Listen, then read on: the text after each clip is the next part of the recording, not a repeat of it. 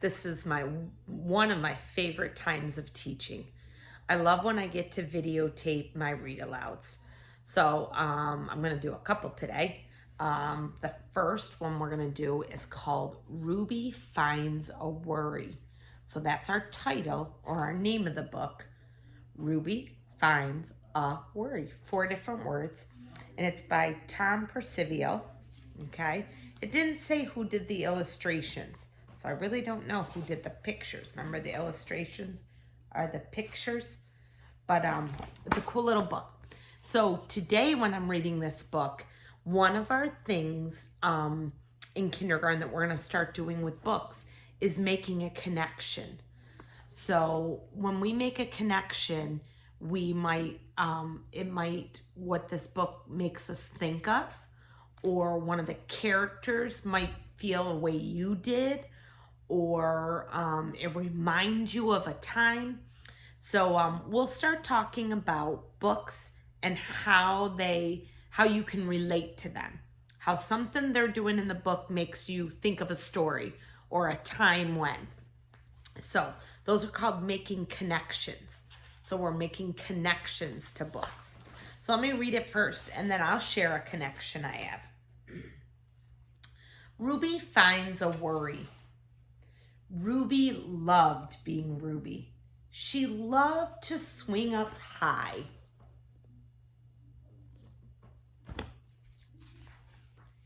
And she loved to explore wild, faraway places. Sometimes she even went all the way to the very bottom of the garden. Ruby was perfectly happy until one day.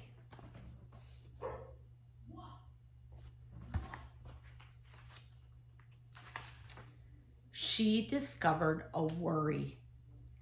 It wasn't a very big worry. Oh, I love how they did the worry as this little yellow blob. So it wasn't a big worry.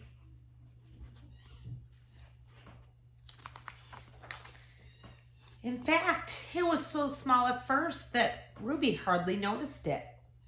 But then the worry started to grow. Each day it got a little bigger and bigger.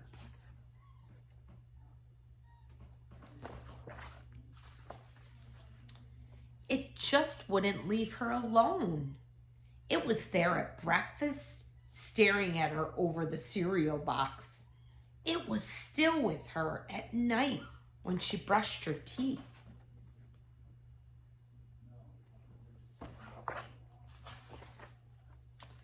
The funny thing was that no one else could see Ruby's worry, not even her teacher. So Ruby pretended that she couldn't see it either.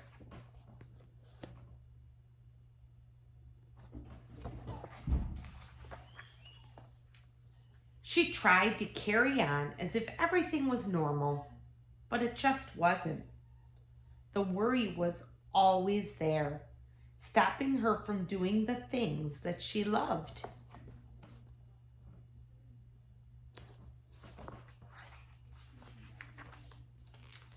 Ruby wondered if the worry would ever go away.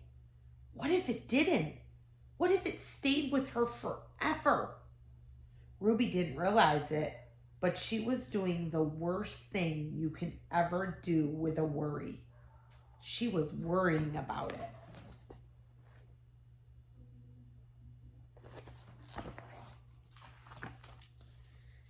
The worry was enormous. It could barely fit in the kitchen at dinner time, and it filled up half of the school bus. Ooh, it is getting enormous. And it took up whole rows at the movie theater. The worry became the only thing that Ruby could think about, and it seemed like she would never feel happy again.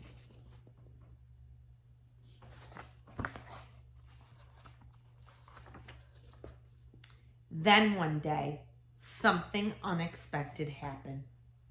Ruby noticed a boy sitting alone at the park, and he looked how she felt, sad. And then she noticed something else. Something hovering next to him. Could it be a worry?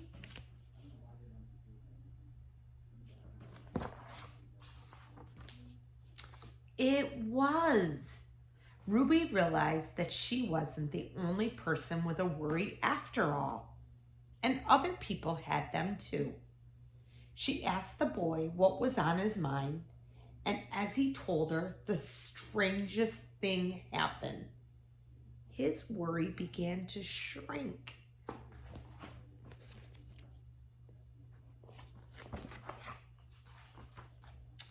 Then Ruby did the best thing you can ever do for a worry. She talked about it. As the words tumbled out, Ruby's worry began to shrink until it was barely there at all. Soon, both of their worries were gone.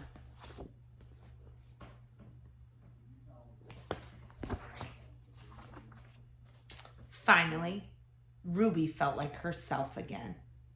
Of course, that wasn't the last time she ever had a worry. Everyone gets them from time to time. But now that she knew how to get rid of them, how do you get rid of them? Who said it? I heard it. You're right. You talk about it to somebody. They never hung around for long. All right, I loved this book, and I can make lots of connections with this book. Because guess what? Mrs. Seitchen has worries too. So does your mom and your dad and your sister and brother and grandmas and grandpas. Everybody has worries. But I love the book, how the book showed us that one way to help with your worries is to talk to somebody about it. When you can talk about your worries and get them off your chest or your shoulders, they shrink. Somebody can help you feel a little better about them. So I love this book that it's teaching us to not keep our worries inside, to tell someone. So if mom or dad's that person you can go to tell, or if you're at school and something's bothering you or you're worried about something, come talk to me, okay? So I'm thinking about a worry that I've had not too long ago, and it had to do with all this COVID. And I was worried that people in my family were going to get sick. So it was on my shoulders. It was making me think about it all the time. Then I worried and thought, oh, my mom's older. What if she gets it? And then I thought, oh, my aunt's not doing well. What if she gets it? So my worry was getting so big that I was worried that people were going to get this sickness. So I had to start talking to people about it. And I talked to my husband, I talked to my friends, and talking to them made me feel a little better because they would say things like, well, make sure you wash your hands, make sure you get some good sleep, make sure your house is clean, make sure you wear a mask, make sure if you're sick, you stay home. And all those things were good things that I needed to hear. So then they made my worry kind of go away. It's still there. I still worry about things, but it's good to talk about them. So that's making a connection. So I want you to think about something that's worried you, okay? And what did you do to make it feel better? It might be a worry you had at the beginning of the school year. Were you worried that your teacher was going to be mean? Were you worried that you wouldn't make any friends? Were you worried that you weren't going to be able to learn how to read? Were you worried that you might get sick at school? Were you worried that you might miss your bus or your sister or your brother or miss your mom or your dad at home? So I love this book about worries. And like any book, try to make a connection. What does it make you think of? So Ruby made me think of times when I worry. So I know that everybody worries from time to time. All right, guys, I hope you enjoyed this book.